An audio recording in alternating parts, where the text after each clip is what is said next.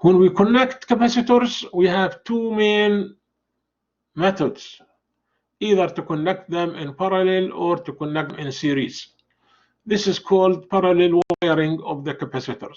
In parallel wiring, you see the first plate of C1 is connected to the first plate of C2, and both are connected to the negative electrode. And the second plate of C1 is connected to the second plate of C2, and both are connected to the positive electrode. So here C1, C2, and the negative electrode from this end, they share the same potential, the same value of the negative potential. And from the other end, they share the same value of positive potential.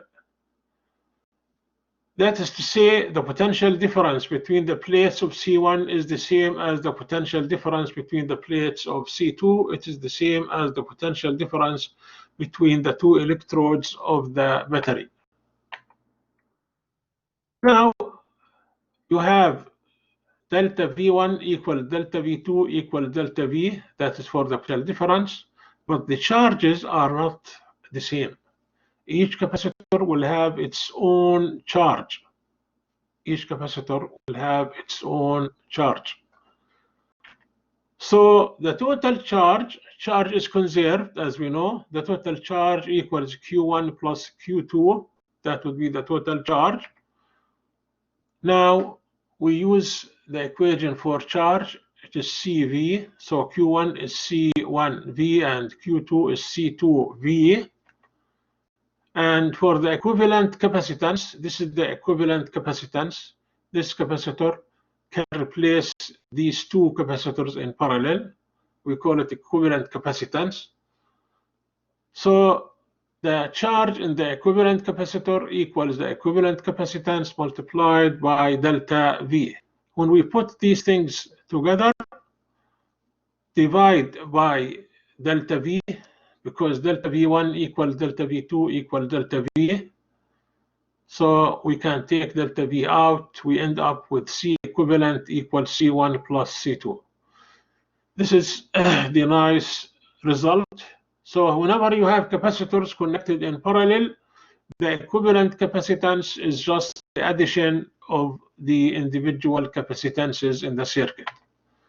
If you have more than two capacitors, you just keep adding them. The equivalent capacitance equals C1 plus C2 plus C3, etc. This is for parallel wiring. Then for series wiring, as we can see here, for series wiring, we have a different story.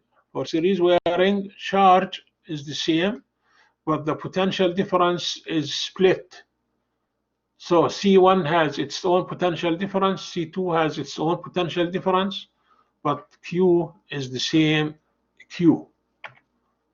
So for series wiring, the potential difference is to be added in order to get the total potential difference. Delta V equals Q over C equivalent. Delta V1 equals Q over C1, and delta V2 equals Q over C2. So Q is the same, therefore delta V equals delta V1 plus delta V2. When we substitute and divide by Q, we end up with this important result. For series wiring, the reciprocal of the equivalent capacitance is equal to the reciprocal of C1 plus the reciprocal of C2. If you have more than two capacitors, you just keep adding reciprocals, as you can see here.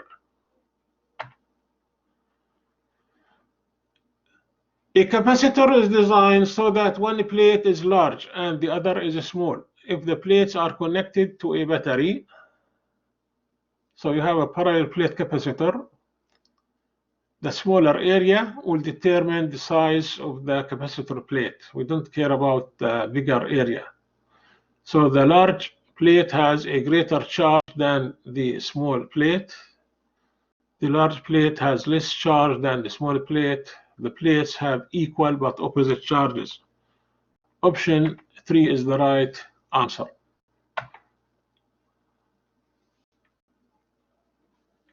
When you have complex circuits and you need to simplify them, you will apply the formula for parallel wiring and the formula for series wiring depending on the situation. And with some algebra, you will be able to simplify and arrive at the value of the equivalent capacitance.